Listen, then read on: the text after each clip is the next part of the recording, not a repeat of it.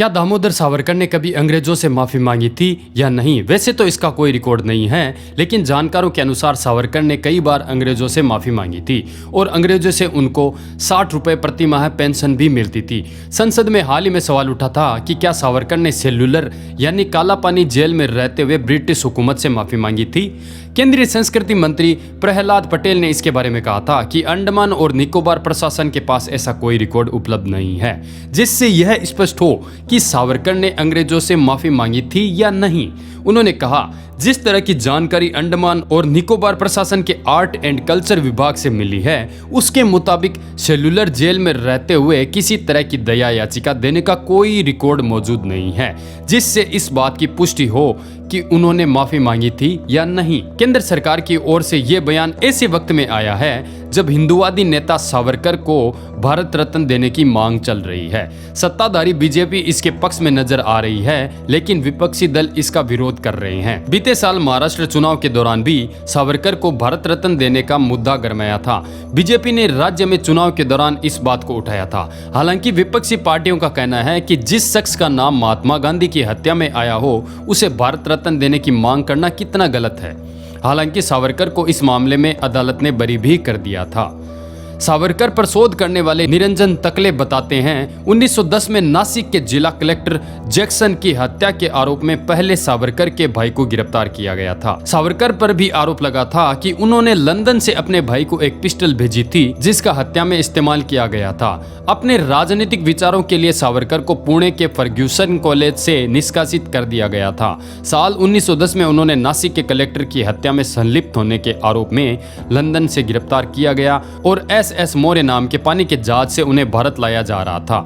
जब वो जहाज फ्रांस के मोर्से बंदरगाह पर एंटर हुआ तो सावरकर जहाज के शौचालय के पोर्ट होल से बीच समुद्र में कूद गए, लेकिन जैसे तैसे करके उनको गिरफ्तार किया गया और अगले 25 सालों तक वो किसी न किसी रूप में अंग्रेजों के कैदी रहे। उन्हें 25-25 साल की 2 अलग-अलग सजाएं सुनाई गई और सजाएं काटने के लिए भारत से दूर अंडमान यानी काला पानी भेज दिया गया। उन्हें 698 कमरों की सेल्युलर जेल में 13.5 गुणा 7.5 फुट की कोठरी नंबर 52 में रखा गया।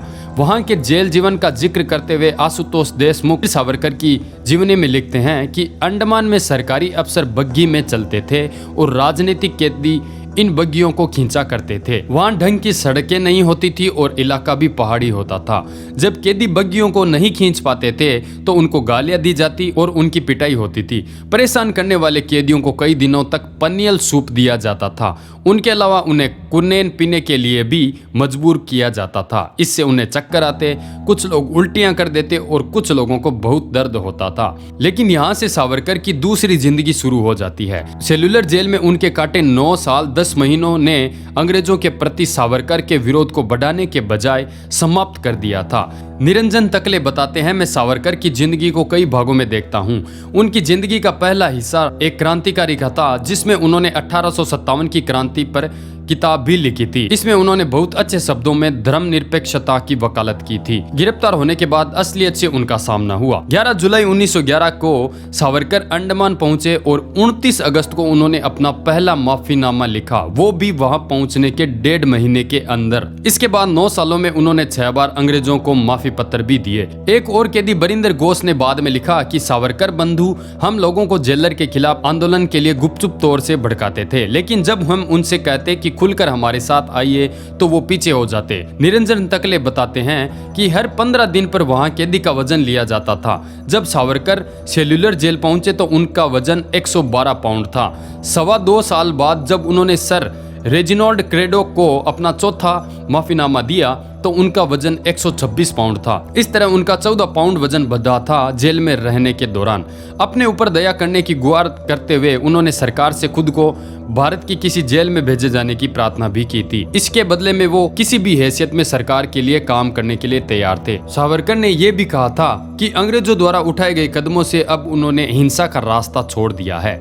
शायद इसी का परिणाम था कि काला पानी की सजा काटते हुए सावरकर को 30 और 31 मई 1919 को अपनी पत्नी और छोटे भाई से मिलने की इजाजत दी गई थी। साल 1924 में सावरकर को पुणे की यरवाड़ा जेल से 2 शर्तों के आधार पर छोड़ा गया। एक तो वो किसी राजनीतिक गतिविधि में हिस्सा नहीं लेंगे और दूसरे वो रत्नागिरी के जिला कलेक्टर की अनुमति लिए बिना जिले से बाहर नहीं जाएंगे।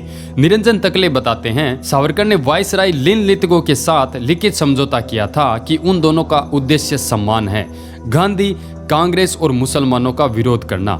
निरंजन तकले कहते हैं, अंग्रेज उनको पेंशन दिया करते थे, वो भी 60 रुपए महीना।